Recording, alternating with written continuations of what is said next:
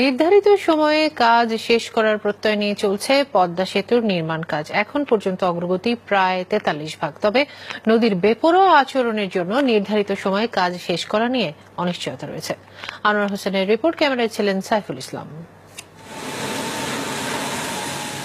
মাওয়া প্রান্তে পদ্মাপাড়ের বিশাল construction yard, যেখানে এখন জোড়া লাগানো হচ্ছে সেতুর স্প্যান বা সুপার স্ট্রাকচার, যার এক একটির দৈর্ঘ্য 150 মিটার আর প্রস্থ 22 মিটার। প্রতিটির ওজন 3140 টন। এরই মধ্যে 3টি স্প্যান তৈরি, আরো 4টি জোড়া লাগানোর কাজ চলছে, আর 13টির নির্মাণ চলছে চীনে, যেগুলো জাহাজে করে পদ্মা পারে এনে জোড়া লাগানো হবে অন্যগুলোর মতোই। সেতুটিতে মোট 41টি স্প্যান থাকবে। এই স্প্যান বসানো হবে পিলারের উপর। নদীর বুকে সেই পিলার স্থাপনের কাজও চলছে জোর গতিতে। এই 3600 টনের ক্রেন দিয়ে স্প্যান বসানো হবে মূল কাঠামোয়। আমি এখন দাঁড়িয়ে আছি পদ্মা সেতুর 37 নম্বর পিলারের সামনে, এবং এই পিলারে এরই মধ্যে 6টি পাইল স্থাপনের কাজ শেষ হয়েছে।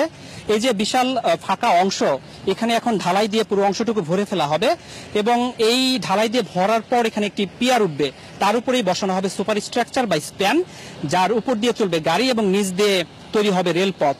আমরা যতটুকু জানতে পেরেছি, এই পিয়ারটা স্থাপন করে সুপার স্ট্রাকচার বা স্প্যানটি বসানো হবে জুন মাসের শেষ নাগাদ।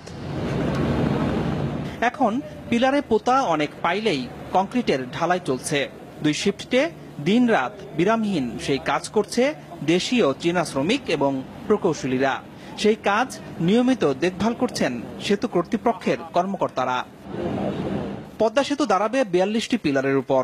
40টি পিলারের প্রতিটিতে থাকবে 6টি করে পাইল, আর বাকি 2টি পিলারের প্রতিটিতে পোতা হবে 16টি করে পাইল। জানা গেছে 18টি পিলারের কাজ চলছে পদ্মার বুকে। এরই মধ্যে স্থাপন হয়েছে 63টি পাইল। মোট পোতা হবে 272টি। প্রকল্প সংশ্লিষ্টরা জানান, চলতি বছর সেতুর 37 থেকে 42 নম্বর পিলারে 5টি স্প্যান বসানোর পরিকল্পনা রয়েছে তাদের। স্প্যানের উপর বসবে কংক্রিটের স্ল্যাব, তার উপর বিটুমিন। সেই স্ল্যাব তৈরির পরীক্ষামূলক কাজও চলছে জোরে সোরে। মাওয়াতে আমরা এখনো কোনো পাইল শুরু করতে পারিনি। লোড টেস্ট করছিলাম, সেই লোড টেস্টের রেজাল্ট ঠিক মতো না হয় আমরা অন্যভাবে আবার কাজ করছি, নতুন ডিজাইনে কাজ করছি। তো সেই লোড টেস্ট এখন সাকসেসফুল ইনশাল্লাহ।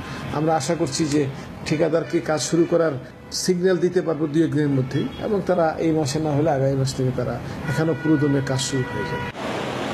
তবে নদীর তীব্র স্রোত, ঢেউ, ভাঙন, নদীর তলদেশ হঠাৎ ধসসহ এলাকার প্রাকৃতিকগত প্রতিকূলতার জন্য সেতু নির্মাণ কাজ অনেক সময়ই বাধাগ্রস্ত হয়। সে কারণে এখন পর্যন্ত মূল সেতুর কাজ পরিকল্পনার চেয়ে পিছিয়েও আছে কিছু ক্ষেত্রে।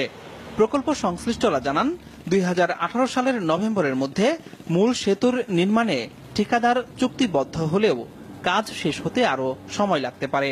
নদীর উপরে প্রায় 100 ফিট উপরে কাজগুলো, এর মধ্যে বাতাস আসলে কি হবে, অনেকগুলো আছে, মানে এক্সটার্নাল কন্ডিশন, যেটা পরিবেশগত দিক। তার মধ্যে আবার এই ইলিশের সিজনে কাজ করা যাবে না, পাইল ড্রাইভিং, সব মিলে টিলে একটু বেশি সময় লাগতে পারে। হয়তো ডিসেম্বর আমাদের টার্গেট ছিল 2018 সালের, কিন্তু একটু বেশি, 1 মাস হয়তো লাগতে পারে। যাতে আমাদের টার্গেট অনুযায়ী কাজ করতে পারি, এটা করতে গিয়ে আমাদের ইকুইপমেন্ট, ম্যাটেরিয়াল এবং ম্যান পাওয়ার আমরা বাড়াচ্ছি। এখন পর্যন্ত মূল সেতুর অগ্রগতি প্রায় 43 ভাগ, আর প্রকল্পের মোট অগ্রগতি প্রায় 44 ভাগ।